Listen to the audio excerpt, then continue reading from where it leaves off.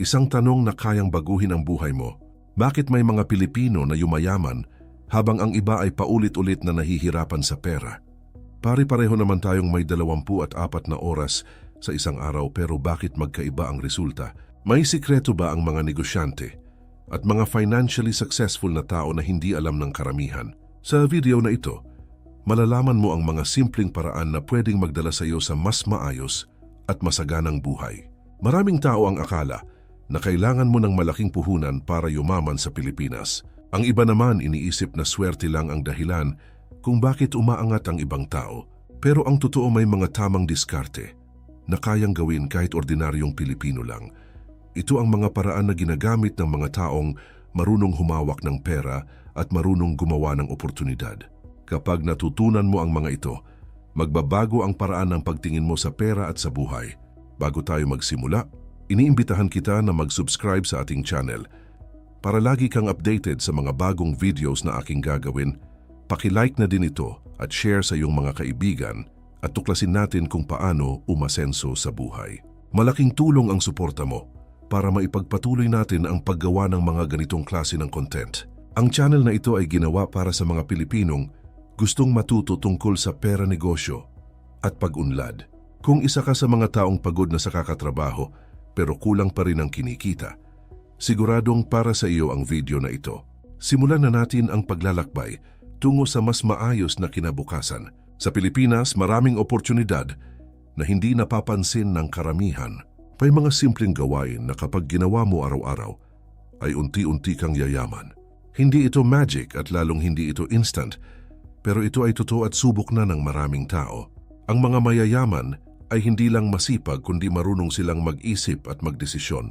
Kapag ginaya mo ang kanilang tamang ugali sa pera, magsisimula ka ring makakita ng pagbabago. Sa video na ito, pag-uusapan natin ang 10 madaling paraan kung paano yumaman sa Pilipinas.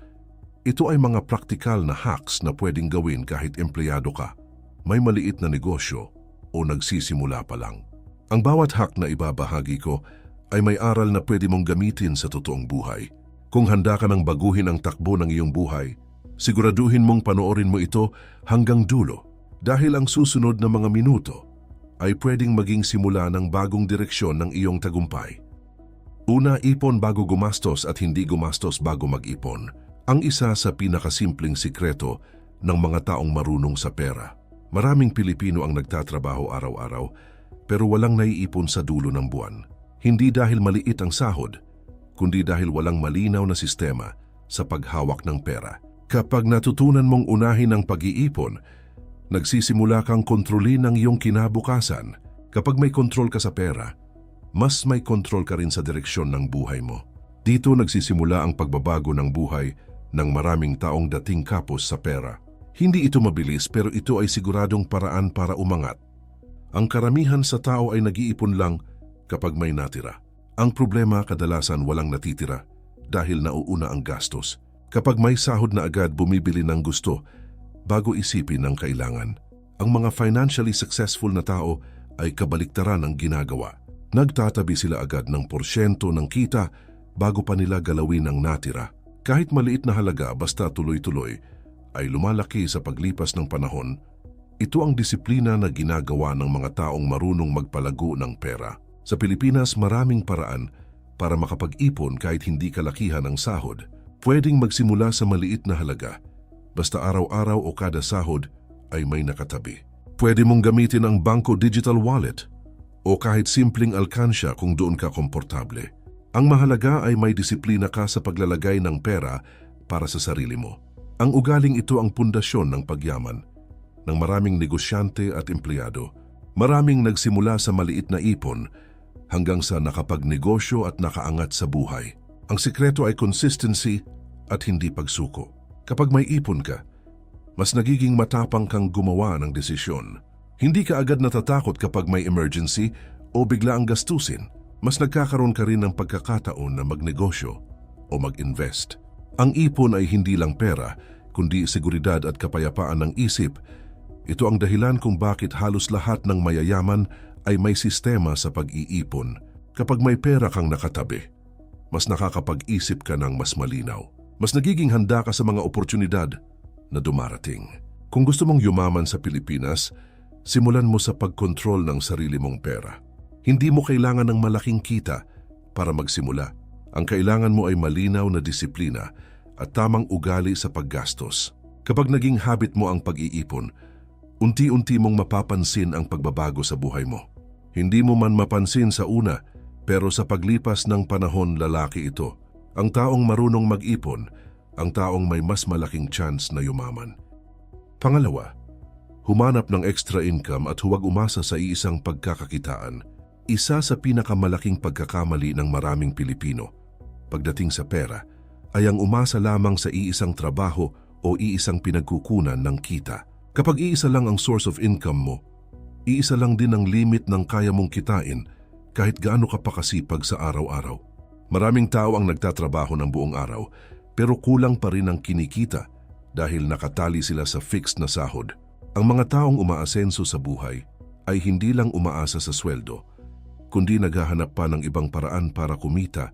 Ito ang isa sa mga sikreto kung bakit may mga taong mabilis makaipon habang ang iba ay hirap pa rin sa pera. Kapag may dagdag na kita ka, mas mabilis mong mababago ang takbo ng iyong buhay. Sa panahon ngayon, maraming paraan para magkaroon ng extra income, lalo na sa Pilipinas, kung saan uso ang diskarte at sipag. Pwede kang mag-online selling, magtinda ng pagkain, mag-buy and sell, o gumawa ng sideline pagkatapos ng trabaho. Marami ring kumikita sa freelancing, paggawa ng videos, pag-design, pag-tutor, at iba pang online na pagkakakitaan. Hindi mo kailangan magsimula sa malaking puhunan dahil maraming pwedeng simulan sa maliit na halaga lang. Ang mahalaga ay may pangalawang daloy ng pera na pumapasok bukod sa sweldo mo. Kapag dalawa o higit pa ang income mo, mas mabilis kang makakaipon. Ang mga mayayamang tao hindi kontento sa isang pinagkukunan ng kita lang kahit malaki pa ang kanilang sahod o negosyo. Habang ang karamihan ay nagpapahinga pagkatapos kumita, sila ay nag-iisip pa kung paano palalaguin ang kanilang pera. Hindi ito dahil sakim sila, kundi dahil naiintindihan nila na hindi sigurado ang buhay at pwedeng magbago ang lahat. Kapag may extra income ka, mas nagiging kampante ka sa hinaharap dahil may iba pang papasok na pera. Mas handa ka sa emergency at mas may kakayahan kang mag-invest. Ito ang mindset na meron ng mga taong marunong sa pera. Maraming Pilipino ang may talento pero hindi nila ito ginagamit para kumita. May marunong magluto, mag-ayos, mag-drawing, mag-edit, magturo o gumawa ng kung ano-ano. Ang mga simpleng skill na ito pwedeng maging dagdag na pagkakakitaan kung gagamitin mo ng tama. Hindi mo kailangan maging eksperto agad bago magsimula. Ang kailangan mo ay lakas ng loob at sipag para subukan. Maraming negosyante ang nagsimula sa maliit na sideline. Kung gusto mong yumaman sa Pilipinas, huwag mong limitahan ang sarili mo sa iisang kita lang. Mag-isip ka palagi kung paano ka pa pwedeng kumita ng dagdag kahit paunti-unti lamang. Kahit maliit na extra income, basta tuloy-tuloy ay pwedeng lumaki sa paglipas ng panahon. Ang taong may maraming source of income ay mas mabilis makaipon at makapag-invest. Ito ang ginagawa ng karamihan sa mga negosyante at financially successful na tao. Sa ganitong paraan, mas lalapit ka sa buhay na may seguridad at kasaganaan. Pangatlo, matutong mag-invest at huwag hayaang matulog lang ang pera. Maraming Pilipino ang marunong mag-ipon pero hindi marunong magpalago ng pera. Akala ng iba sapat na ang may nakatabi sa bangko, pero sa totoo lang hindi ito sapat para yumaman. Kapag ang pera ay nakaipon lang at hindi ginagamit sa tamang paraan, mabagal ang magiging pag-usad ng iyong yaman. Ang mga taong umaasenso sa buhay ay hindi lang nag-iipon kundi marunong din mag-invest. Ginagamit nila ang pera para kumita ng mas maraming pera. Ito ang isa sa pinakamahalagang sikreto ng mga negosyante at financially successful na tao. Ang investment ay hindi lang para sa mayayaman dahil kahit maliit na halaga pwedeng simulan. Pwede kang mag-invest sa maliit na negosyo, online selling, stocks o kahit simpleng buy and sell. Ang mahalaga ay naiintindihan mo kung saan napupunta ang pera mo. Hindi kailangan malaki agad ang kita sa simula. Ang importante ay nasasanay kang palaguin ang pera imbes na gastusin agad. Dito nagsisimula ang tunay na pagyaman. Maraming tao ang natatakot mag-invest dahil baka malugi. Totoo na may risk ang investment, pero mas malaking risk ang wala kang ginagawa sa pera mo. Kapag hindi ka nag-invest, Habang tumatagal, nababawasan ang halaga ng pera dahil sa pagtaas ng bilihin. Ang mga mayayamang tao ay marunong mag-aral bago mag-invest. Hindi sila basta-basta sumusugal, kundi pinag-aaralan nila ang bawat desisyon. Ito ang ugali na dapat mong matutunan kung gusto mong umasenso. Hindi mo kailangan maging eksperto agad para magsimula sa investment. Kailangan mo lang magsimula sa maliit habang patuloy kang natututo. Maraming Pilipino ang nagsimula sa maliit na puhunan hanggang sa lumaki ang kanilang kita. Ang importante ay hindi ka natatakot sumubok at handa kang matuto sa pagkakamali. Sa bawat karanasan, mas gumagaling ka sa paghawak ng pera. Ito ang proseso na dinaanan ng karamihan sa mga naging successful. Kung gusto mong yumaman sa Pilipinas, huwag mong hayaang matulog lang ang pera mo. Humanap ka ng paraan para palaguin ito, kahit paunti-unti lamang. Ang ipon ay mahalaga, pero ang investment ang nagpapabilis ng pagyaman. Kapag natutunan mong gamitin ang pera para kumita ng pera, nag-iiba ang takbo ng buhay mo. Ito ang dahilan kung bakit ang marunong mag-invest ay mas mabilis umasenso. Sa tamang diskarte at tamang kaalaman, ang maliit na pera pwedeng maging malaking yaman.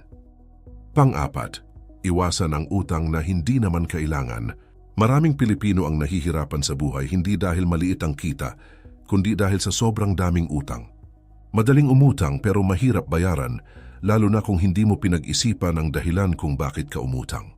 Ang utang para sa luho, gadgets, o mga bagay na hindi naman kailangan ay isa sa pinakamabilis na paraan para manatiling mahirap, habang ang ibang tao ay nag-iipon at nag-i-invest. Ang iba naman ay nagbabayad pa rin ng utang buwan-buwan. Kapag ganito ang nangyayari, mas lalong nahihirapan umangat ang buhay. Ito ang sitwasyon na nararanasan ng maraming Pilipino ngayon. Hindi masama ang umutang kung ito ay gagamitin sa tama. May mga utang na pwedeng makatulong tulad ng puhunan sa negosyo o pag-aaral na magbibigay ng mas magandang kita sa hinaharap. Pero kung ang utang ay para lang sa pansamantalang saya, kadalasan nagiging problema ito sa bandang huli. Bago ka umutang, tanungin mo muna ang sarili mo kung kailangan ba talaga ito. Isipin mo kung makakatulong ba ito sa pag-asenso mo o dagdag problema lang. Ang simpleng pag-iisip na ito ay makakapagligtas sa iyo sa maraming stress. Maraming tao ang nasanay sa installment at credit, kaya pakiramdam nila, kaya nilang bumili kahit kulang ang pera. Sa umpisa parang magaan lang dahil maliit ang hulog bawat buwan. Pero kapag dumami na ang bayarin, doon nagsisimula ang mabigat na pakiramdam. Ang sahod napupunta na lang sa pagbabayad ng utang at wala nang natitira para sa ipon. Kapag ganito ang sitwasyon, nahihirapan kang gumawa ng paraan para umasenso. Ito ang dahilan kung bakit mahalagang kontrolado mo ang pag-utang. Ang mga taong marunong sa pera ay maingat pagdating sa utang. Hindi sila basta-basta kumukuha ng loan kung hindi naman kailangan. Mas gusto nilang maghintay at mag-ipon kaysa bumili agad pero may bayarin naman sa loob ng maraming buwan. Alam nila na ang utang ay pwedeng maging hadlang sa pagyaman kapag mali ang paggamit. Disiplina ang pinakamahalagang sandata laban sa sobrang pag-utang. Kapag may disiplina ka, mas madali mong maabot ang financial freedom. Kung gusto mong yumaman sa Pilipinas, kailangan mong matutong umiwas sa utang na hindi naman kailangan. Gumastos lang ayon sa kaya ng kinikita mo. Kung may gusto ka, pag-ipunan mo muna bago bilhin. Sa ganitong paraan hindi ka nababaon sa bayarin at mas nakakapag-ipon ka. Ang taong walang utang ay mas malayang makakagawa ng paraan para umangat ang buhay. Ito ang isa sa mga ugali na meron ang karamihan sa mga financially successful na tao. Panglima, magnegosyo kahit maliit at huwag matakot magsimula. Maraming Pilipino ang nangangarap magkaroon ng sariling negosyo pero natatakot magsimula dahil iniisip nila na kailangan ng malaking puhunan. Ang totoo, maraming matagumpay na negosyante ang nagsimula sa maliit na halaga at unti-unti lang nilang pinalago ang kanilang kita.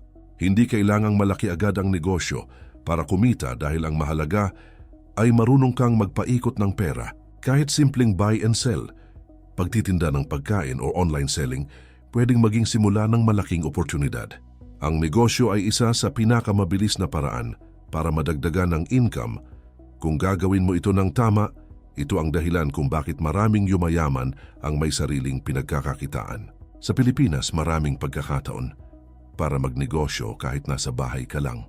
Marami ang kumikita sa pagbebenta online gamit ang cellphone at internet. May iba naman na nagsimula sa maliit na tindahan, food business o serbisyo sa kapitbahay. Hindi mahalaga kung maliit ang simula dahil ang mahalaga ay nagsimula ka. Habang tumatagal, natututo ka kung paano palaguin ang iyong puhunan. Ang experience ang isa sa pinakamahalagang puhunan sa negosyo. Natural lang na matakot sa umpisa, lalo na kung hindi ka sanay sa negosyo. Pero tandaan mo na lahat ng successful na negosyante ay dumaan din sa takot at pagkakamali. Hindi mo malalaman kung kaya mo kung hindi mo susubukan. Mas malaking pagsisisi ang hindi ka nagsimula kaysa sa nagkamali ka habang natututo. Sa bawat pagkakamali, mas gumagaling ka sa pag-handle ng pera at desisyon. Ito ang proseso na dinaanan ng karamihan sa mga umangat sa buhay. Ang negosyo ay hindi lang tungkol sa kita, kundi tungkol din sa mindset. Kapag may negosyo ka, natututo kang mag-isip kung paano kikita imbes na maghintay lang ng sahod. Mas nagiging malikhain ka at mas nagiging madiskarte sa buhay. Ito ang ugali na meron ang karamihan sa mga financially successful na tao.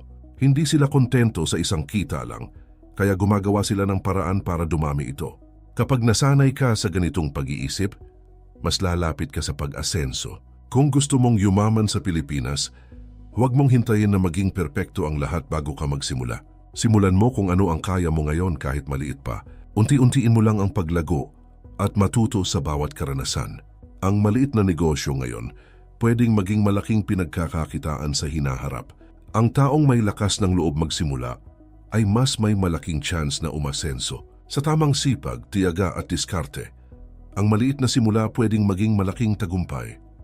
Pang-anim, matutong mag-budget at kontrolin ang gastos araw-araw. Maraming Pilipino ang kumikita pero hindi alam kung saan napupunta ang kanilang pera sa bawat buwan. Pakiramdam nila kulang palagi ang sahod kahit hindi naman nila napapansin kung gaano kalaki ang nagagastos nila araw-araw. Kapag walang budget, madali kang mapapasobra sa gastos kahit sa maliliit na bagay lang. Ang simpleng pagkain sa labas, online shopping, at bili ng kung ano-ano ay unti-unting nauubos ang pera.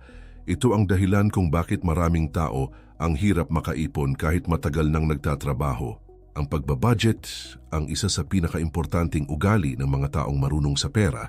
Ang budget ay hindi ibig sabihin na bawal ka ng gumastos.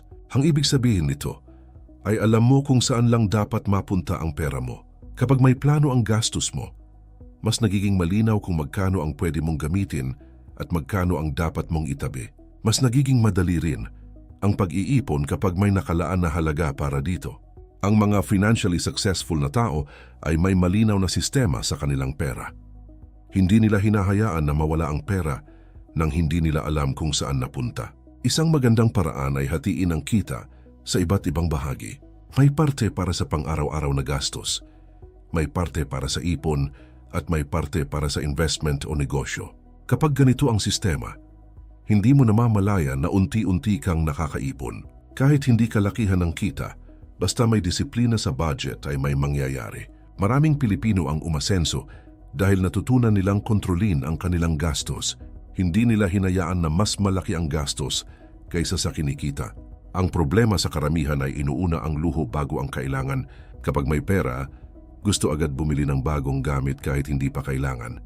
Sa umpisa masaya pero sa bandang huli, kulang na ang pera para sa mas importanteng bagay. Kapag natutunan mong unahin ang needs bago wants, mas magiging maayos ang takbo ng pera mo. Ito ang simpleng disiplina na ginagawa ng mga taong marunong magpalago ng pera. Ang kontrol sa gastos ay kontrol din sa kinabukasan. Kung gusto mong yumaman sa Pilipinas, kailangan mong matutong mag-budget kahit maliit pa ang kinikita mo. Hindi mo kailangang maging mayaman bago magsimula sa tamang paghawak ng pera. Sa tamang budget, mas madali kang makakaipon, makakapag-invest at makakapagnegosyo. Ang taong marunong mag-control ng gastos ay mas mabilis umasenso kaysa sa malaki nga ang kita pero walang direksyon. Ang disiplina sa araw-araw na paggastos ang isa sa pinakamatibay na pundasyon ng pagyaman. Kapag natutunan mo ito, mas magiging malinaw ang daan mo papunta sa financial freedom. Pang-7, piliin ang tamang kaibigan at kapaligiran na may magandang impluensya sa pera. Malaki ang epekto ng mga taong kasama mo sa paraan ng pag-iisip mo tungkol sa pera at sa buhay. Kung palagi mong kasama ay puro gastos ang iniisip, malaki ang chance na matulad ka rin sa kanila. Pero kung ang nakakasama mo ay mga taong masipag, madiskarte at may pangarap, mahahawa ka rin sa kanilang ugali. Ang kapaligiran ay may malaking papel kung bakit may mga taong umaasenso at may mga taong nananatili sa hirap. Hindi mo man namamalayan na impluwensyahan ka araw-araw ng mga taong nasa paligid mo. Ito ang dahilan kung bakit mahalagang piliin mo kung sino ang madalas mong kasama. Maraming Pilipino ang gustong umasenso pero nahihirapan dahil sa maling impluwensya ng barkada o kakilala. May mga taong imbes na hikayatin ka mag-ipon ay inaaya ka pa sa gastos. May mga kaibigan na imbes na suportahan ang plano mo ay tinatawanan ka pa kapag gusto mong magnegosyo. Kapag ganito ang palagi mong naririnig, unti-unti kang nawawalan ng gana magbago. Kaya mahalagang lumapit sa mga taong may parehong pangarap na umasenso. Ang tamang samahan ay nagbibigay ng lakas ng loob para magpatuloy. Ang mga taong successful kadalasan, may mga kaibigan din na may goal sa buhay. Nag-uusap sila tungkol sa negosyo, investment at mga paraan kung paano lalago ang pera. Hindi puro reklamo ang pinag-uusapan, kundi puro plano kung paano gaganda ang kinabukasan. Kapag ganito ang palagi mong naririnig, mas nagiging seryoso ka sa iyong goals. Mas nagkakaroon ka ng inspirasyon para magsipag at magtiyaga. Ito ang isa sa mga sikreto kung bakit mabilis umangat ang ibang tao. Hindi ibig sabihin na iiwan mo ang lahat ng kaibigan mo. Ang ibig sabihin ay kailangan mong piliin kung sino ang makakatulong sa pagunlad mo. Pwede kang makinig sa mga taong may experience sa negosyo o sa paghawak ng pera. Pwede ka ring matuto sa mga taong mas ahead sa iyo pagdating sa success. Kapag ang paligid mo ay puno ng motivation, mas madali kang magbago. Unti-unti ring magbabago ang pananaw mo sa buhay. Kung gusto mong yumaman sa Pilipinas, siguraduhin mong ang kapaligiran mo ay nagtutulak sa iyo pataas at hindi pababa. Lumapit ka sa mga taong may pangarap, may disiplina at may magandang mindset sa pera. Iwasan ang mga taong puro reklamo, puro gastos, at walang plano sa buhay. Ang tamang samahan ay parang tulay na magdadala sa iyo sa mas maayos na kinabukasan. Minsan hindi lang sipag ang kailangan kundi tamang impluwensya rin. Kapag nasa tamang paligid ka, mas mabilis mong mararating ang pag-asenso. Pangwalo, palaging mag-aral ng bagong kaalaman tungkol sa pera at negosyo. Maraming Pilipino ang tumitigil na sa pag-aaral kapag tapos na sa eskwela. Pero sa totoo lang, doon pa lang nagsisimula ang tunay na pagkatuto tungkol sa buhay. Ang mundo ng pera at negosyo ay patuloy na nagbabago, kaya kung hindi ka mag-aaral, maiiwan ka sa takbo ng panahon. Hindi sapat na marunong ka lang magtrabaho. Kailangan marunong ka rin mag-isip kung paano palaguin ang kinikita mo. Ang mga taong yumayaman ay patuloy na natututo kahit matagal na silang may pera. Nagbabasa sila, nakikinig sa mga aral, at naghahanap ng bagong paraan para umasenso. Ito ang ugali na dapat mong gayahin kung gusto mong magbago ang buhay mo. Hindi mo kailangan bumalik sa paaralan para matuto tungkol sa pera. Maraming libreng kaalaman ngayon sa internet, sa videos, sa libro. At sa mga taong may experience sa negosyo, pwede kang matuto tungkol sa pag-iipon, pag-i-invest, pagninegosyo, at tamang paghawak ng kita. Kahit ilang minuto lang bawat araw basta tuloy-tuloy ang pag-aaral, malaki ang magiging epekto nito sa isip mo. Habang lumalawak ang kaalaman mo, mas nagiging malinaw ang mga desisyon mo sa pera. Ito ang dahilan kung bakit ang may alam ay mas mabilis umasenso. Maraming tao ang hindi umaangat dahil paulit-ulit lang ang ginagawa nila araw-araw. Parehong trabaho, parehong gastos, at parehong resulta ang nangyayari taon-taon. Kung gusto mong magbago ang buhay mo, kailangan mong magbago rin ang paraan ng pag-iisip mo. At ang pagbabago ng isip nagsisimula sa bagong kaalaman. Kapag may natutunan kang bago, may bagong pagkakataon kang pwedeng subukan. Dito nagsisimula ang pag-unlad ng maraming tao. Ang mga negosyante at investors ay hindi tumitigil sa pag-aaral kahit matagumpay na sila. Alam nila na kapag tumigil silang matuto, titigil din ang paglago ng kanilang pera. Kaya palagi silang naghahanap ng bagong idea, bagong diskarte at bagong opportunity. Hindi sila nahihiyang magtanong sa mas may alam sa kanila. Ito ang mindset ng taong gustong umasenso sa mahabang panahon. Kapag ginaya mo ang ugaling ito, mas lalawak ang chance mo na yumaman. Kung gusto mong yumaman sa Pilipinas, gawin mong habit ang pag-aaral tungkol sa pera at negosyo. Maglaan ka ng oras para matuto, kahit konti bawat araw. Ang kaalaman ay puhunan na hindi nananakaw at hindi nawawala. Habang dumarami ang alam mo, dumarami rin ang pagkakataon na kumita. Ang taong patuloy na natututo ay patuloy ding umaangat sa buhay. Sa tamang kaalaman at tamang diskarte, mas magiging malapit ang pangarap mong financial freedom. Pang-siyam, magkaroon ng malinaw na goal sa pera at sa buhay. Maraming Pilipino ang nagtatrabaho araw-araw, pero hindi alam kung saan papunta ang kanilang buhay. May kita man o wala, pareho lang ang nangyayari dahil walang malinaw na direksyon ang kanilang ginagawa. Kapag wala kang goal sa pera, madali mo itong magastos sa mga bagay na hindi naman mahalaga. Ang mga taong umaasenso ay may malinaw na plano kung bakit sila nag-iipon at bakit sila nagsisikap. Alam nila kung ano ang gusto nilang maabot, kaya mas determinado silang kumilos araw-araw. Ito ang dahilan kung bakit mas mabilis nilang nakikita ang resulta ng kanilang pagod. Kapag may direksyon ang ginagawa mo, mas nagiging seryoso ka sa bawat hakbang. Ang goal ay parang mapa na nagsasabi kung saan ka pupunta sa buhay. Kung wala kang mapa, kahit gaano ka kabilis maglakad, maliligaw ka pa rin sa daan. Ganito rin sa pera. Kahit malaki ang kinikita mo kung wala kang plano, mauubos lang ito sa hindi mo namamalayan. Pero kapag may malinaw kang target, mas nagiging maingat ka sa bawat desisyon na ginagawa mo. Mas nagiging motivated ka mag-ipon, magnegosyo at mag-invest para maabot ang gusto mo. Ang simpleng goal ay pwedeng maging simula ng malaking pagbabago sa iyong buhay. Ito ang dahilan kung bakit ang may plano ay mas mabilis umasenso. Hindi kailangan na sobrang laki agad ang goal mo sa simula. Pwede kang magsimula sa simpleng target tulad ng makapag-ipon ng emergency fund o makapag-start ng maliit na negosyo. Pagkatapos mong maabot ang maliit na goal, saka ka mag-set ng mas mataas na target. Sa ganitong paraan, hindi ka madaling panghinaan ng loob kahit may hirap na maranasan. Unti-unti mong nakikita ang progress, kaya lalo kang ginaganahan magpatuloy.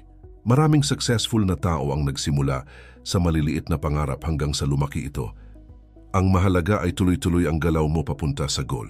Magandang isulat ang goals mo para palagi mo itong nakikita at naaalala. Kapag nakasulat, mas nagiging totoo ito sa isip at mas nagiging seryoso ka sa pag-abot nito.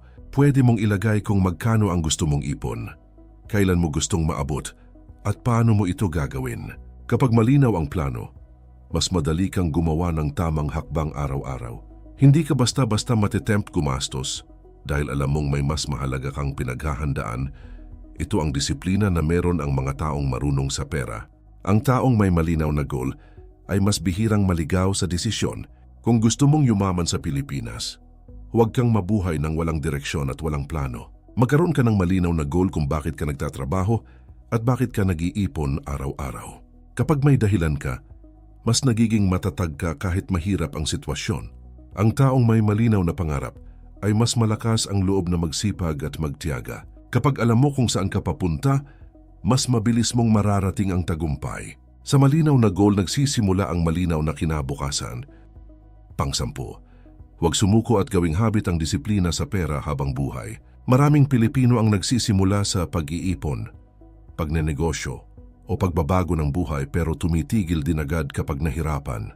Sa umpisa masarap magplano at mangarap, pero kapag dumating na ang problema, marami ang bumabalik sa dating nakasanayan. Ang totoo, ang pagyaman ay hindi mabilis at lalong hindi madali para sa karamihan ng tao.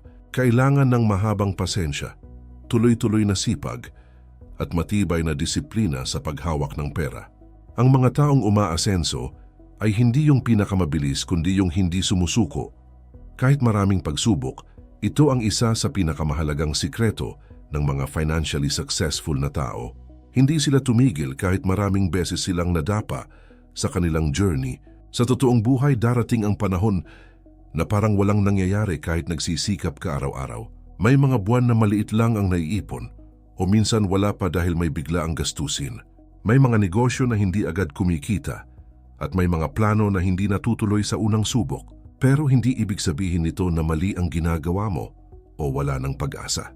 Bahagi ito ng proseso ng pag-asenso na dinadaanan ng halos lahat ng taong naging successful. Ang mahalaga ay nagpapatuloy ka kahit mabagal ang resulta at hindi mo agad nakikita ang bunga. Ang consistency ang dahilan kung bakit may mga taong umaangat sa kalaunan habang ang iba ay humihinto. Ang disiplina sa pera ay hindi isang beses lang ginagawa kundi araw-araw na practice habang buhay. Kailangan mong piliin ang tamang desisyon kahit walang nakakakita at kahit walang pumipilit sa iyo. Kailangan mong umiwas sa gastos kahit may pambili ka naman at gusto mo talaga bumili. Kailangan mong mag-ipon kahit tinatamad ka o pakiramdam mo maliit lang ang halaga. Kailangan mong mag-isip sa long term kahit gusto mo ng instant na saya at ginhawa. Ito ang mga bagay na ginagawa ng mga taong nagiging successful sa pera. Hindi ito madali pero ito ang tamang daan papunta sa financial freedom. Maraming tao ang gustong yumaman pero ayaw gawin ang paulit-ulit na disiplina na kailangan para mangyari ito. Gusto nila mabilis na resulta kahit kulang sa tiyaga at kulang sa tamang ugali sa pera. Pero sa totoong buhay, ang yaman ay binubuo ng maliliit na tamang desisyon na ginagawa araw-araw. Ang bawat piso na iniipon, bawat gastos na iniiwasan, at bawat bagong kaalaman ay may epekto sa hinaharap. Kapag pinagsama-sama ang mga ito sa loob ng maraming taon, doon mo makikita ang malaking pagbabago. Ito ang dahilan kung bakit ang matiyaga at may disiplina ang kadalasang nagtatagumpay. Hindi swerte ang dahilan kundi ugali at consistency. Kung gusto mong yumaman sa Pilipinas, tandaan mo na hindi ito isang mabilis na takbuhan kundi mahabang paglalakbay. Hindi mahalaga kung gaano kabagal ang simula mo basta hindi ka tumitigil sa tamang ginagawa. Akala ng karamihan mahirap yumaman sa Pilipinas, pero ang totoo mas mahirap manatiling mahirap kung alam mo ang tamang diskarte. Maraming tao ang naghahanap ng swerte, pero ang tunay na pag-asenso nagsisimula sa tamang ugali at tamang desisyon araw-araw. Hindi mo kailangan maging mayaman agad para magsimula dahil ang mahalaga ay nagsisimula ka ngayon at hindi bukas. Ang bawat aral na natutunan mo ngayon ay pwedeng magbago ng takbo ng buhay mo sa mga susunod na taon. Kung susundin mo ang mga paraan na napag-usapan natin, unti-unti mong makikita na may nangyayari sa iyong buhay. Ang pagbabago ay hindi biglaan, pero sigurado ito para sa taong hindi sumusuko. Sa 10 paraan na tinalakay natin, mapapansin mo na karamihan ay tungkol sa disiplina, tamang pag-iisip at tamang desisyon sa pera. Hindi ito sikreto na tinatago ng mayayaman, kundi ugali na ginagawa nila araw-araw. Ang problema sa karamihan, alam na nila ang tama pero hindi nila ginagawa ng tuloy-tuloy. Doon nagkakaroon ng malaking pagitan ang gustong umasenso at ang talagang umaasenso. Kapag sinimulan mong baguhin ang kahit isang habit mo sa pera, may malaking epekto na ito sa hinaharap. Lalo na kung gagawin mo ito araw-araw at hindi lang kapag may gana ka. Tandaan mo na hindi mahalaga kung gaano ka kabagal magsimula basta hindi ka humihinto. Maraming tao ang nauna pero tumigil, kaya nauungusan sila ng taong tuloy-tuloy lang kahit mabagal. Ang pagyaman ay hindi para sa pinakamatalino, kundi para sa pinakamatiyaga. Kung may pangarap ka sa buhay, kailangan mong sabayan ito ng sipag, disiplina at tamang mindset. Walang ibang gagawa nito para sa iyo kundi ikaw lang. Ang kinabukasan mo ay nakasalalay sa mga ginagawa mo ngayon. Muli kaibigan, iniimbitahan kita na mag-subscribe sa ating channel para lagi kang updated. Sa mga bagong videos na aking gagawin, paki-like na din ito at share sa iyong mga kaibigan at tuklasin natin kung paano umasenso sa buhay. Malaking tulong ang suporta mo para maipagpatuloy natin ang paggawa ng mga ganitong klase ng kaalaman para sa bawat Pilipino. Sa channel na ito patuloy tayong matututo tungkol sa pera, negosyo, diskarte at tamang pag-iisip sa buhay. Kung gusto mong mabago ang kinabukasan mo, siguraduhin mong kasama ka sa mga susunod nating pag-aaral. Dahil ang taong patuloy na natututo ay patuloy ding umaangat. At ang taong hindi sumusuko ang siyang may pinakamalaking chance na yumaman.